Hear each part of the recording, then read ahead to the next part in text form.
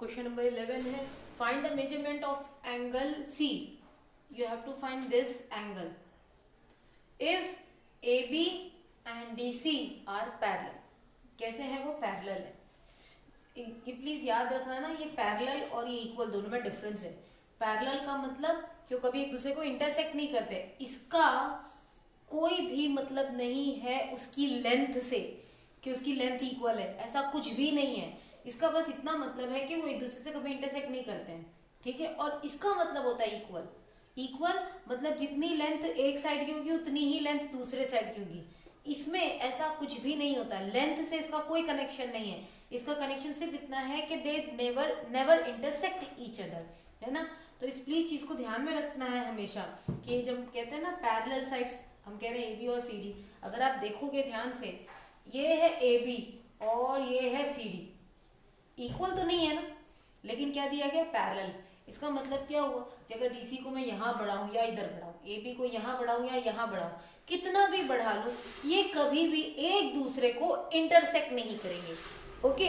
एक दूसरे से कभी मिलेंगे नहीं. They are parallel. चलो अब हमें एंगल पता करना है सी, जबकि हमें दे दिया गया है angle A B C D, sorry A B C as 120 degree. और दूसरी चीज़ क्या दी गई है कि ए बी और सी डी पैरेलल है. क्वेश्चन नंबर 10 में हमने जस्ट देखा ही है, और इससे पहले इतने क्वेश्चंस में हम डिस्कस कर चुके हैं कि अगर दो साइड्स पैरेलल हैं, if two sides are parallel, then the adjacent angle और the co-interior angle between those two lines will be sum of 180. तो हम बस वही यूज करेंगे. We will write as like this. So we will write since AB is parallel to DC. AB और DC parallel है, और साथ में हम BC का नाम भी लिख देंगे as a transversal, and BC is trans, or let me write in another sentence, transversal. ये ट्रांसवर्सल है, इसका मतलब ये इन दोनों को इंटरसेक्ट कर रही है, दोनों साइड्स को इंटरसेक्ट कर रही है. Therefore angle B plus angle C will be equals to 180. इसका रीजन लिख देंगे हम, और वो है क्या? Co interior angle. Co interior angle. Angle B की वैल्यू कितनी दी गई है? 120. Angle C we need to find is equals to 180. 120 को यहाँ पे शिफ्ट कर दो. So angle C is equals to 180 minus 120. Therefore angle C आपका आ जाएगा 60 डिग्री, और यही है आपका answer. That's it. Okay. Just take the screenshots because now I am going to explain the question number 12. So here is question number 12. Find the angle measurement. This M stands for measurement. Measurement angle of P and measurement angle of S. If SP is parallel to RQ. If SP is parallel to RQ. ये दोनों sides आपकी parallel हैं, तो आपको S और P इसकी value find out करनी है. ठीक है. तो हम बहुत अच्छे तरीके से जानते हैं कि जो पैरेलल साइड्स होती हैं उनके बीच के जो एंगल्स होते हैं वो को इंटीरियर एंगल कहलाते हैं. वो को इंटीरियर एंगल कहलाते हैं तो उसका मतलब उनका सम 180 होता है. ये हम ऑलरेडी देख चुके हैं. अब देखो यहाँ पे, अब मुझे अगर एंगल P पता करना है इन दोनों से, है ना, तो अगर ये 130 है तो 130 180 से सब्ट्रैक्ट हो जाएगा तो हमें एंगल P मिलेगा.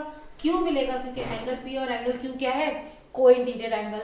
ठीक उसी तरह से एंगल S और एंगल R क्या हो गए? को इंटीरियर, क्योंकि ये क्या है? Parallel sides. एक क्वेश्चन इसमें और पूछा गया है, और वो क्या है कि if you find measurement angle of R in there more ways to find the value of P. Sorry, अगर आपने S की चलो वैल्यू फाइंड आउट कर भी ली, क्या P को किसी और तरीके से भी सॉल्व किया जा सकता है? Yes of course. कैसे? चलो देख लेते हैं. पहले एक बार इससे तो सॉल्व कर लें. हम लिखेंगे since SP is parallel to RQ. Okay. SP और RQ क्या है? पैरेलल है. तो यानी कि angle P plus angle Q, angle P plus angle Q will be equals to 180. Also angle S plus angle R, angle S plus angle R ये भी क्या हो जाएंगे 180. दोनों का रीजन क्या है? दैट दे आर को इंटीरियर एंगल. ओके, अब क्या करते हैं, हम पहले वाली इक्वेशन ले लेते हैं. Angle P plus angle Q is equals to 180. Okay, अब एंगल P क्या है हमें पता करना है, एंगल Q 130 है. So angle P plus 130 is equals to 180. Therefore angle P is equals to 180 minus 130. Therefore angle P is equals to 50 degree. ये आ गया पहला आपका आंसर. ठीक है, अब दूसरा वाला आंसर लेते हैं. अब दूसरे वाली इक्वेशन ले लेते हैं. Angle S plus angle R is equals to 180. Angle S ये तो हमें पता करना है, तो इसे हमने ऐसे ही लिख दिया है. एंगल R इसकी तो कोई वैल्यू ही नहीं दी गई है. एंगल R की तो कोई वैल्यू ही नहीं दी गई है. ऑफ कोर्स इसकी वैल्यू दी गई है. कैसे पता चल रहा है हमें इसकी वैल्यू दी गई है? जब भी एंगल की तरफ इस तरह से एक हाफ स्क्वायर जैसा निशान लगाओ ना, तो इसका मतलब क्या होता है कि वो 90 डिग्री है. 90 डिग्री को रिप्रेजेंट करने के लिए बाकी देखो जितने भी एंगल है ना, हम ऐसे कर्व बनाते हैं, है ना, कर्व लाइन बनाते हैं. लेकिन जब हमें 90 डिग्री का एंगल बताना हो ना, तो हम इस तरह का क्या कहते हैं, क्रिएट करते हैं एंगल. याद रखो, अगर किसी भी एंगल में ये इस तरह से बनाओ, मतलब वो 90 डिग्री है. अगर यहाँ पे इस तरह से हो, भले ही वो दिख भी रहा है, लेकिन हम 90 नहीं मानेंगे.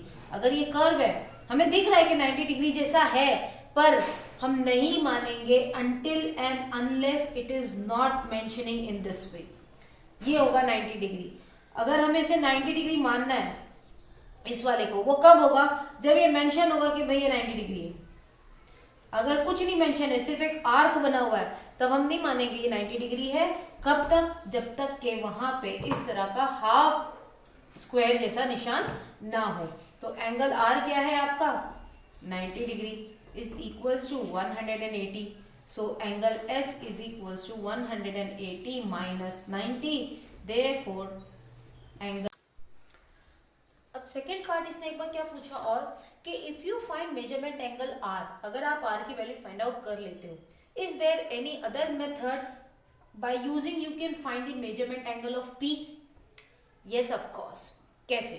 देखो, मेजरमेंट एंगल ऑफ आर ये तो हमें पता है, क्यों ये 90 है ना, ये 90 है तो ये भी 90 हो गया. क्यों हुआ? क्योंकि ये को इंटीरियर एंगल है. ऑलराइट, अब यहाँ पे आगे चलते हैं. इस पी को हम कैसे फाइंड आउट करें? अगर हम देखें कि P Q R S is nothing but a quadrilateral. एक ये क्वाड्रिलेटरल है ना, और क्वाड्रिलेटरल की इंटीरियर एंगल सम प्रॉपर्टी क्या है? That it becomes 360. ट्रायंगल की होती है 180, क्वाड्रिलेटरल की होती है 360.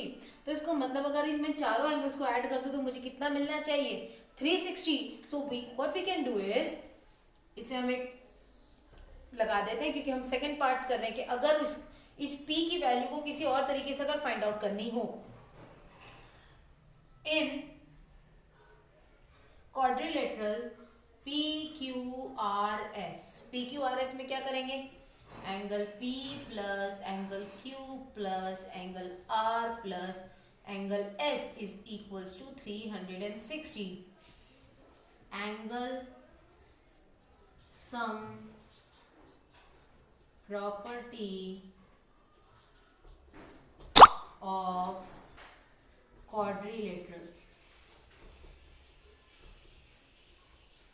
ओके, अब देखो एंगल P ये तो हमें पता करना है. उसने क्या किया कि कोई और दूसरा तरीका बताओ P को फाइंड आउट करने का. तो एंगल P तो हमने एज इट इज लिख दिया. एंगल Q पर आ जाओ, ये हमें ऑलरेडी दिया हुआ है 130. एंगल R पर आ जाओ, वो दिख रहा है हमारे पास में 90 डिग्री. प्लस एंगल S हमने अभी निकाला है को इंटीरियर एंगल से, that is also 90 degree is equals to 360. इसे ऐड कर देते हैं तो देखो क्या हो जाएगा. 0 0 0 it become 0. 9 plus 9 that is 18. 18 plus 3, it will become 21. 2 on my finger, 2 plus 1 becomes 3, which is equals to 360. Therefore अब क्या होगा, ये एंगल P यहीं पे ही रहेगा. 360 minus 310. Therefore angle P is equals to 50 degree. ये देखो, ये एंगल P जो 50 है ना, यहाँ पे भी एंगल P 50 आ गया है दूसरे तरीके से सॉल्व करने के. ये आप इसको ऐसे सेकंड पार्ट कर लो भले, ठीक है. ये आपका फर्स्ट पार्ट था. इक्वेशन से हमें एक चीज हमेशा रियलाइज करो बेटा कि ज्योमेट्री एक ऐसी चीज है. ज्योमेट्री क्या मतलब कहते हैं, मैथमेटिक्स एक ऐसी चीज है कि आप एक क्वेश्चन को 4 अलग अलग तरीके से सॉल्व कर सकते हो. जब हम बात करते हैं ना ट्रांसवर्सल लाइंस की, को इंटीरियर, को एक्सटीरियर और alternate interior, alternate exterior and all that things, हमारे पास में बहुत सारे तरीके हैं एक ही एंगल को दूसरे एंगल से इक्वल करने के लिए, फाइंड आउट करने के लिए. आप किस पे कन्वीनियंट होते हो ये मैटर करता है. आपके बस लॉजिक से ही होने चाहिए वहाँ पे, and the solution will be accepted. So here we have finished our exercise 3.3. In the next class we will talk about the some special parallelogram using a beautiful activity.